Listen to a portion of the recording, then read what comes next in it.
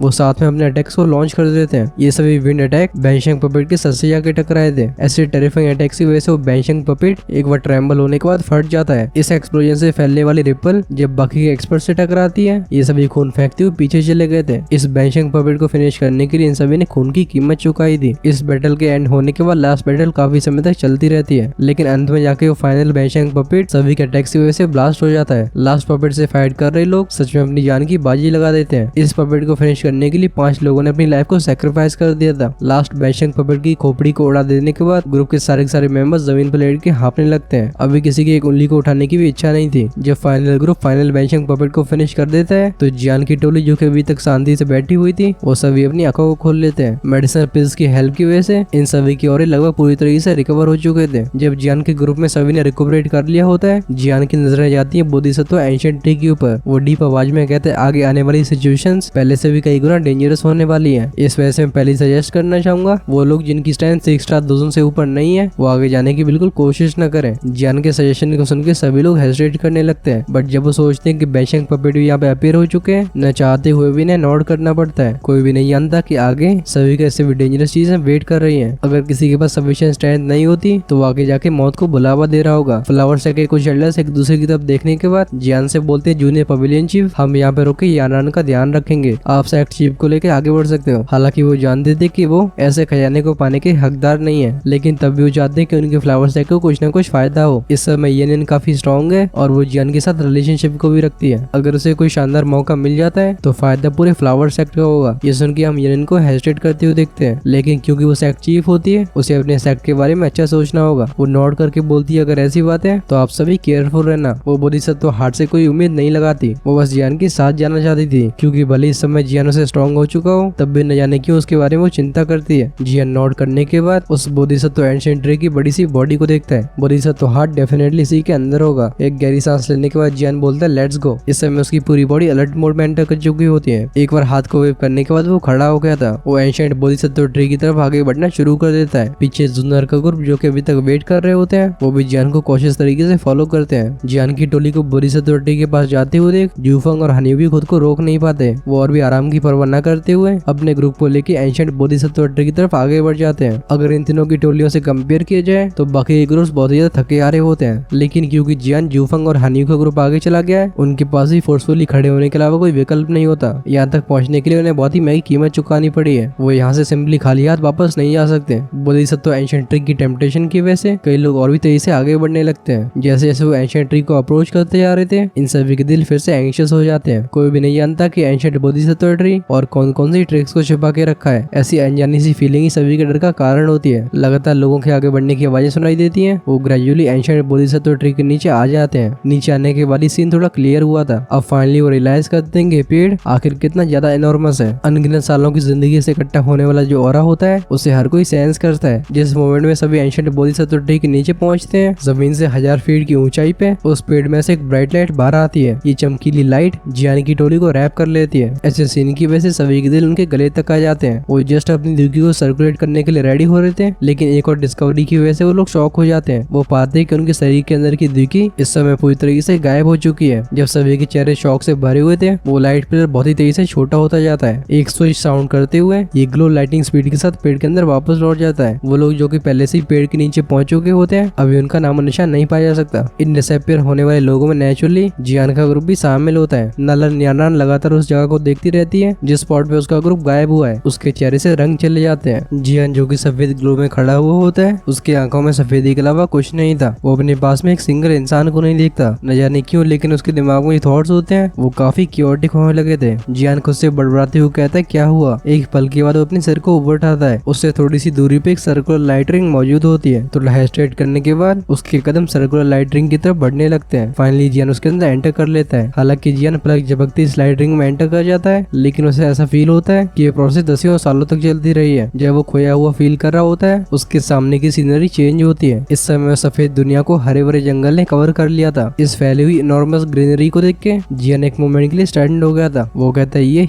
Ancient Westland reason है। भले उसकी मेमोरीज काफी क्योटिक हो लेकिन ये जगह काफी फेमिलियर थी। आसमान में खड़ा हुआ जियान जब चारों तरफ देखता है तो पता है कि वो नीचे का फॉरेस्ट पूरा खाली है। सारे एरिया में बस एक लोनली सा ऑरा फैला हुआ था। ऐसा लगता है जैसे यहाँ पे एग्जिस्ट करने वाला बस जियान है। लेकिन जब जियान की आंखें पूरे एरिया को स्कैन कर रही होती है उसके कानों में 20 रोड की आवाज जाती है। तुरंत ही उसके सामने से एक लाल रंग की लाइन आगे बढ़ने लगती है। ये एक्चुअली में बीस्ट टाइड थी। कुछ ही सेकंड्स के अंदर ही जियान के सामने अपीयर हो गई थी। अब जब जियान सांस ले रहा था वो इन सभी बीस्ट के अंदर बड़ी स्ट्रेंज को सेंस करता है। चारों तरफ से इतने सारे फेरोशियस बीस्ट को आगे बढ़ती हुए देख जियान की भौहें सिकुड़ जाती है। जियान अपने हाथ को ऊपर उठाता है। एक टेरिफाइंग एनर्जी फ्लक्चुएशन क्रिएट होती है। इस फ्लक्चुएशन को फॉलो करते हुए जो भी फेरोशियस बीस्ट इसके 1000 मीटर के दायरे में एंटर करता है तो उसका नाम निशान मिट जाया करता था। इन बीस्ट की स्ट्रेंथ बिल्कुल मैटर नहीं करती। आधी बीस्ट आर्मी को इस तरीके से गायब होती हुई देख जियान काफी सरप्राइज फील करता है और तुरंत ही अपने हाथ को सरप्राइज से भरी नजरों से देखता है। ये स्ट्रेंथ इतनी ज्यादा भयानक होती है कि इसे शब्दों में डिस्क्राइब नहीं किया जा सकता। जियान को फील होता है कि अगर उसकी इच्छा हुई तो नीचे पूरी जमीन कोलैप्स हो जाएगी। वो खुद से बोलता है ये 2 शंक की स्ट्रेंथ है। इस समय उसकी आंखें खुशी की वजह से चमकने लगी थी। वो इसी पावर का पीछा कई सालों से कर रहा है। क्या उसे फाइनली मिल गई है। जब जियान अपनी पावरफुल स्ट्रेंथ की फैंटेसी में खोया हुआ था उसके कान में एक पावरफुल बीस्ट रोड की आवाज एंटर करती है। अनगिनत फेरोशियस बीस्ट जियान को अपनी लाल आंखों से घूर रहे होते हैं। अगली पल में इन सभी ने जियान के ऊपर हमला बोलना शुरू कर दिया था। जब जियान बीस्ट टाइड को इस तरीके से आगे बढ़ती हुई देखता है उसके चेहरे पे एक अजीब स्माइल आती है। तुरंत ही जियान अपने हाथ को हवा में प्रेस करता है। आसमान में एक 1000 फीट चौड़ा हैंडप्रिंट बन जाता है। इस बड़े से हैंडप्रिंट के बीच में से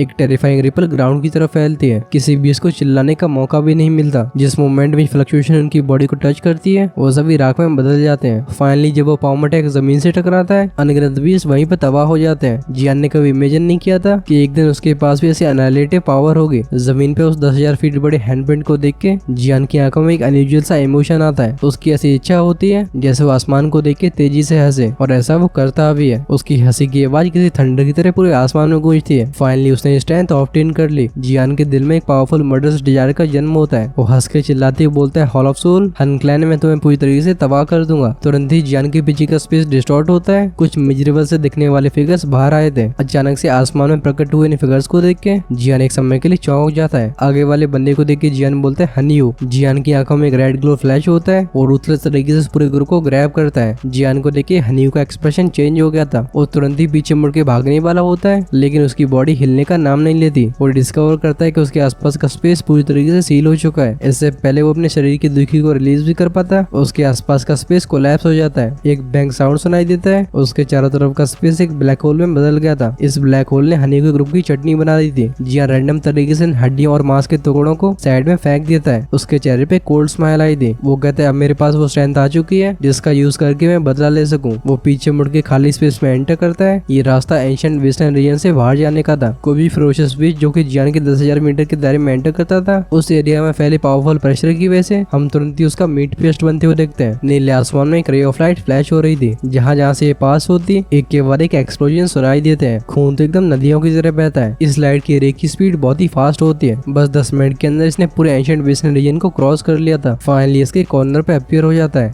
जैसे जैसे जियान पीछे डिस्ट्रक्शन फैलाता जाता है, इस समय जियान की आंखें और भी लाल हो चुकी होती हैं, लेकिन उसे देख के लगता है कि उसने इस चेंज को सेंस नहीं किया है। उसके चेहरे की स्माइल और भी डेंस हो गई थी। फिर से स्विच साउंड के साथ एक रे ऑफ लाइट फ्लैश होती है। ये एंशिएंट वेस्टर्न रीजन के एज पे जाके अपीयर होती है। ये जियान ही था। इस समय उसकी आंखें इंटेंस तरीके से रेड हो चुकी होती है। एक डेंस किलिंग डिजायर की वजह से उसके चेहरे का एक्सप्रेशन काफी डिस्टॉर्टेड नजर आता है। उसकी आंखें थोड़ी दूरी के एक टाउन को देखती हैं। ये वही एंशिएंट वेस्टर्न टाउन होता है। जब वो इस टाउन को दोबारा देखता है, उसके चेहरे पे लॉस से भरा एक्सप्रेशन आता है। वो हल्के से डिटेक्ट कर पा रहा होता है कि उसके साथ कुछ ना कुछ तो गलत है, लेकिन अपनी मेमोरीज के इतनी क्योटिक होने की वजह से वो परेशानी को पिन पॉइंट नहीं कर पाता। खैर, कुछ समय के लिए लॉस फील करने के बाद जियान फिर से अपने पैरों को आगे बढ़ा के इस वेस्टलैंड टाउन में एंटर करने की कोशिश करता है, लेकिन उसने अपने पैर को आगे बढ़ाया ही था, तभी उसकी स्टोरिंग बजिंग साउंड करने लगती है। एक ठंडी हवा बाहर आई थी। ये ठंडी हवा जियान के हाथों को फॉलो करती हुई उसके सर में एंटर करती है। जिस पल ये ठंडी हवा जियान के सर में प्रवेश करती है, उसकी पूरी बॉडी वायलेंट तरीके से ट्रेम्बल हो गई थी। उसके दिमाग में जो भी क्योटिक मेमोरीज और बाकी की चीजें होती हैं, वो इमीडिएटली डिसअपीयर हो जाती हैं। इन सभी चीजों के गायब होने की वजह से जियान की आंखें जो कि लाल हो चुकी होती हैं, हम उन्हें ग्रेजुअली नॉर्मल होते हुए देखते हैं। अपनी आंखों में ओरिजिनल क्लैरिटी के वापस लौटने के बाद इस समय जियान का चेहरा काफी ग्लूमी हो चुका था। फाइनली वो अपने सर को ऊपर उठा के सामने के खाली स्पेस को देखता है। वो कहता है, ये एंशिएंट बोधिसत्व ट्री कहलाने का बिल्कुल वर्दी है। ये एक्चुअली में ऐसे रियल इल्यूजन को क्रिएट कर पाता है, और तो जो लोग इस इल्यूजन में है वो इसे डिटेक्ट नहीं कर सकते। जियान चुपचाप से अपनी फिस्ट को ऊपर करता है। अगले पल वो अपने हाथ को खोल लेता है। जियान कहता है, भले ही स्ट्रेंथ बहुत ही पावरफुल हो और लाइफ टाइम पर मैंने इसका पीछा किया हो, लेकिन अनफॉर्चुनेट बात यह है कि एक इल्यूजन है। इस समय उसके हाथ में एक हरे रंग का बीड होता है। ये वही बोधिसत्व सीड है जिसे जियान ने काफी समय पहले हासिल किया था। अगर ये बोधिसत्व सीड जियान के दिमाग को क्लियर नहीं करता, तो वो उस इल्यूजन में अभी भी अटका होता। फाइनली जियान को समझ में आता है कि वो इलिट बेंशिंग पपेट कैसे बने। उनके समय में एंशिएंट बोधिसत्व ट्री ने जिस इल्यूजन को क्रिएट किया होगा, वो सभी उसमें फंस के रह गए होंगे, जिससे उनके सोल्स को एंशिएंट बोधिसत्व ट्री ने अब्सॉर्ब कर लिया और वो चलती फिरती लाश बन गए। जिस मोमेंट में जियान उस बोधिसत्व सीड को रिवील करता है, ये पूरी जगह एकदम कांपने लगती है। आसमान में कई डिस्टॉर्शंस क्रिएट होते हैं। फाइनली एक बैंग का साउंड सुनाई देता है। ये इल्यूजन किसी शीशे की तरह टूट जाता है। ऐसे सीन की वजह से जियान अपने मानसिक संतुलन को संभाल नहीं पाता। उसकी आईसाइट ब्लरी हो जाती है। जब तक वो रिकवर करता है, जियान पाता है कि वो एक ऐसे स्पेस में जहाँ पे जेड जैसा रंग फैला हुआ है। इस जगह पे एक 100 फीट ऊंचा एंशिएंट ट्री मौजूद होता है। इसमें से एक जेन्युइन एंशिएंट ऑरा फैल रहा था। इस पेड़ का रंग एकदम एमरल्ड ग्रीन होता है। इसे देख के ऐसा लगता है जैसे इसे किसी ने बहुत ही केयरफुल तरीके से एक एमरल्ड जेड से बनाया है। एक एक्सट्रीमली शॉकिंग लाइफ फोर्स को एमिट कर रहा होता है। भले ही ट्री बाहर खड़े 10,000 फीट बड़े